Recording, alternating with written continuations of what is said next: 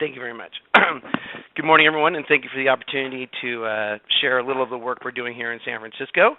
My name is Daniel Homsey. I work for the City and County of San Francisco, and I have the pleasure and the opportunity to work every day with the amazing communities of the city to hopefully not only help them achieve their goals today, but also help them prepare for any opportunities or challenges that may come their way in the future. The program we run is called the Neighborhood Empowerment Network, and I'll dig a little more into it in a few seconds, but I thought perhaps giving you a little background as to how we got to where we are today I think is always important in understanding how you develop initiatives like this and the community around them. In 2007, Mayor Ed Lee led a delegation of city officials to New Orleans after Katrina. And admittedly, when we went down there, we felt that we were sort of going from, sort of San Francisco with its reality down to New Orleans with its own reality, and we're going to try and sort of do the traditional mutual aid to help them recover from Katrina. Upon arrival, and after spending several days down there working with neighborhood leaders, it was really obvious and apparent to us that there was many things that San Francisco could learn from the experiences of the neighborhoods of New Orleans. Here you see the classic image from the Loma Prieta earthquake in 1989 in San Francisco. And once you take the water away in New Orleans, you found many of the outputs very similar. That's the Ninth Ward. That impacted that city as well. Here's another home in the Ninth Ward that was swept away by a barge that came over the levee wall. And here's another famous image from San Francisco, which is the mansion that burned down and left City Hall in a rumble behind it. But we also found hope, and this is really where the root of our work here in the city has been initiated. Here you see an image of LaToya Cantrell and Hal Rourke presenting their community developed recovery plan that they put together after the disaster in the absence of really any help or support coming from the local government. Around the table you see from the right Sarah Dennis from the Planning Department, Tony Irons from the Public Utilities Commission, and the gentleman with the laptop is Doug Allers from the Harvard Kennedy School, who had gone down there and for the last several years has brought students down to work side by side with the residents to build their community. And with the gentleman with his back to us is the mayor of the city and county of San Francisco, Ed Lee, who was city administrator at the time. And for us, we really were very taken by the fact that neighborhoods really have a huge responsibility in the recovery process. And in absence of that, you frankly do not have a recovery to speak of. Harvard actually has advanced a narrative out there called the tipping factor. And this is the reality. Once the disaster happens, the key stakeholders, which are the taxpayers, the residents, the small business owners, the people who shop in those businesses, they have to make a decision. Are they going to tip in or tip out? The things that are driving their decision making is they're uncertain about how rapid and effective government recovery efforts will be. They're uncertain about what local fellow stakeholders will do. Is my neighbor going to stay? Is the business next door going to close? They've just witnessed the destruction of many things that they love, fill in the blank, about San Francisco, and those images still burn deeply in the hearts and souls of San Francisco, even though it was just a few generations ago. They stand in the midst of a widespread system collapse. And so once your lifelines go down for any suspended period of time, people really start making some aggressive decisions about where to locate to maintain their lifestyle. Also, given the impact on property values and the financial burden, a lot of people are financially stressed to a level they've never been before, which puts an undue amount of press on them mentally to make some decisions. And then finally, they actually have true physical and mental impacts that for them is a very intense condition to weather every day in an environment that's been stressed by a disaster. Now, what if they tip out? Well, for the city specifically, if you look at New Orleans, for example, where almost half of the city population left, it could have a huge impact on the budget revenue of the city. Also in a city like San Francisco, which is a major destination city for companies based on the people that live in San Francisco, we're one of the most highly educated cities in America. Having a mass evacuation could be a very big problem. destabilizing our local social capital networks. Anyone who's done any work in looking at response and restoration will tell you that the social capital networks, those relationships at the community level, are vital. And if people start to drop out of those networks that provide vital services and resources to other people, you could have a total systems collapse across the board, economically and socially. In other words, San Francisco, believe it or not, could experience a very similar condition as New Orleans, that we refer to as New Orleans 2.0. Now, the upside is, well, how do we get people to tip in? We know it might drive them to tip out, but more importantly, then, how do we? What's our call to action? Howard Kennedy School recommends that we need to nurture capable local leadership. We need to train them to drive rapid substantive action. We need to focus on inclusiveness. We need to embrace self-reliance. We need to define the work on a human scale. We need to achieve the ability to seek out and interface successfully with other sources of help, and this is that sort of cross-sector alliance that you might say could be top-down. We must be able to evolve and adapt as challenges arrive, and they must be able to develop new skills and capacities. LaToya Cantrell, the young woman in the first photo that you saw of the community work in New Orleans, the day before Katrina, she was a mother of 2 children working 2 jobs, and she has turned around and become probably one of the more talented, successful area planners in New Orleans in the course of recovering from the disaster. So in response to all that, the mayor asked me to leave. I was actually at the time working for the mayor of the city and county of San Francisco, running a department called the Mayor's Office of Neighborhood Services, and I was invited to leave that position and come work for the city administrator to advance this program that conceptually would tackle those goal capabilities that Harvard Kennedy School had advanced. And so this is a program now that is being supported by the General Service Agency and the San Francisco Department of Emergency Management. And actually part of my salary actually does come from Homeland Security funding to help fund this work.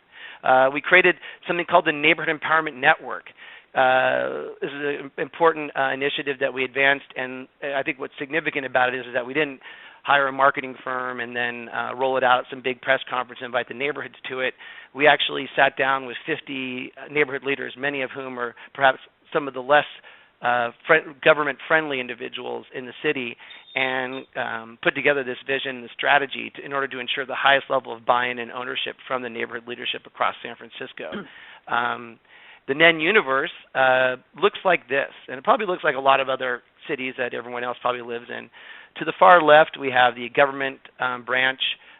We separate the executive and legislative branch just for reference. In San Francisco, we have a strong mayor.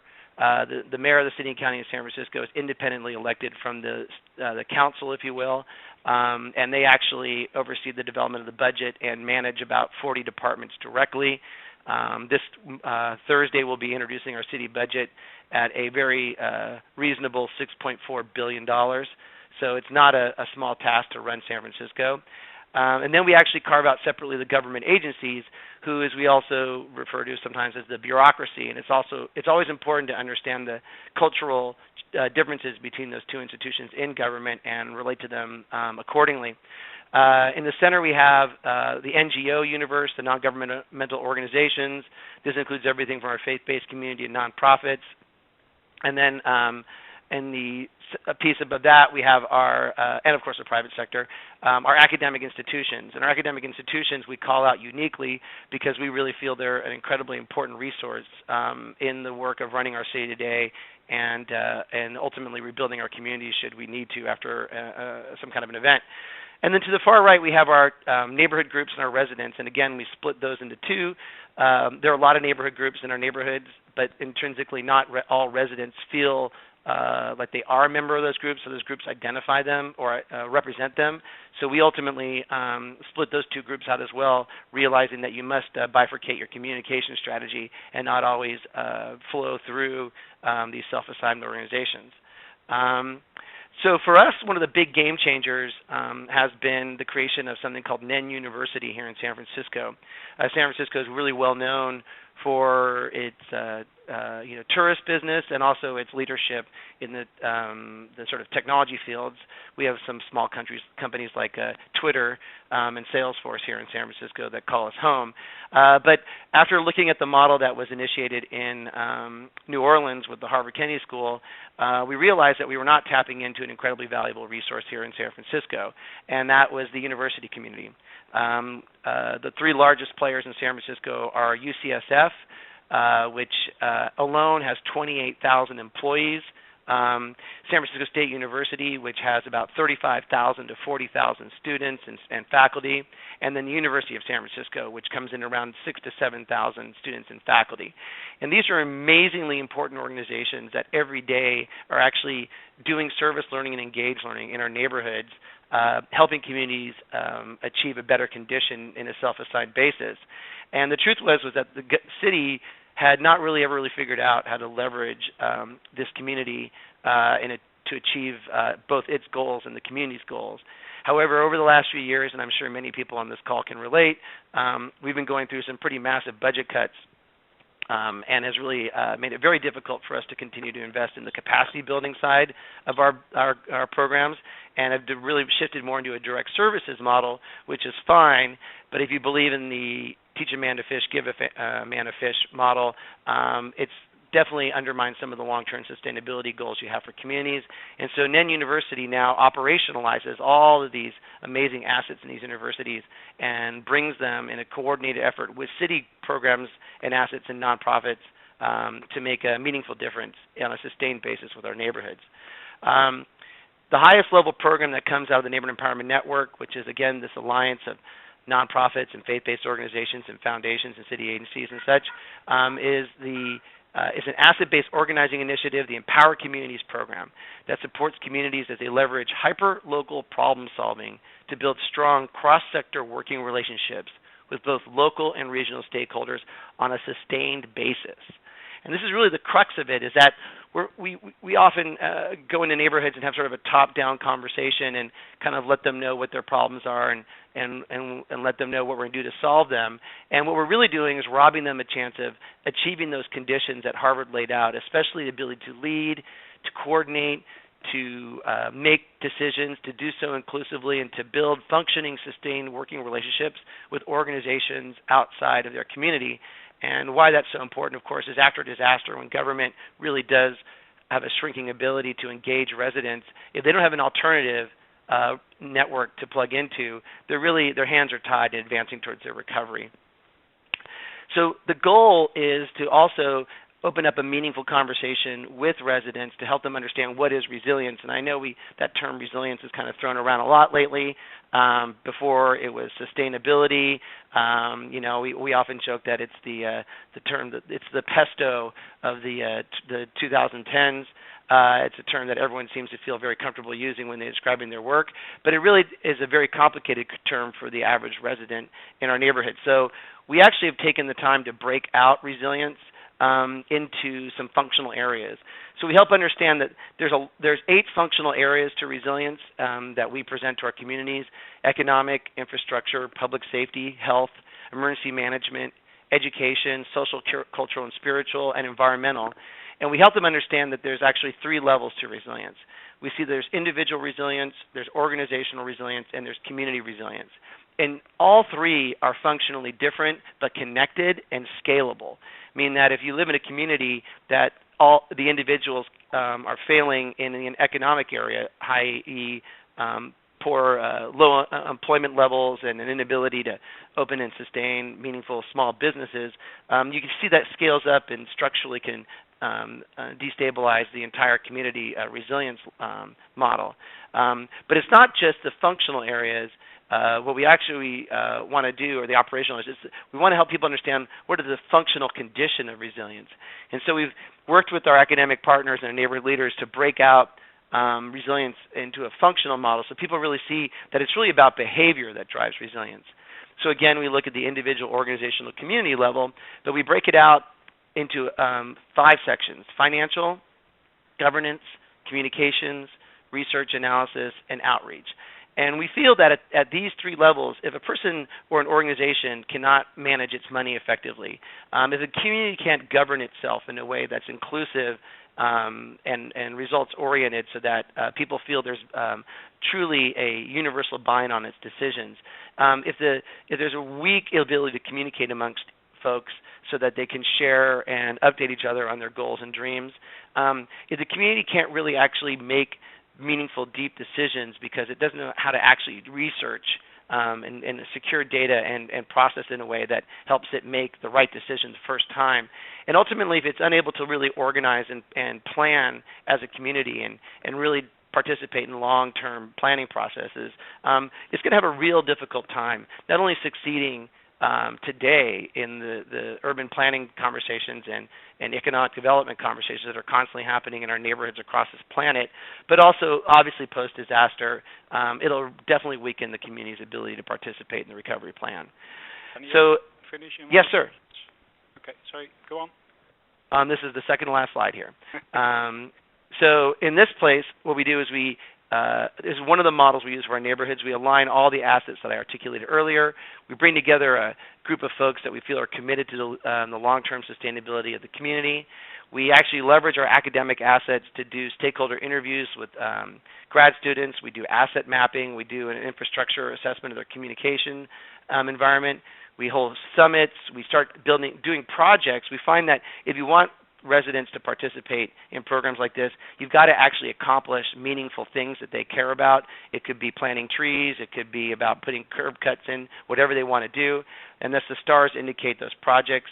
And then ultimately, we launched something called a Resilience Council, which I think earlier someone touched on a forum in England. This is what we do in our neighborhoods here in the city, is we're advancing these cross-sector groups that are neighborhood-based.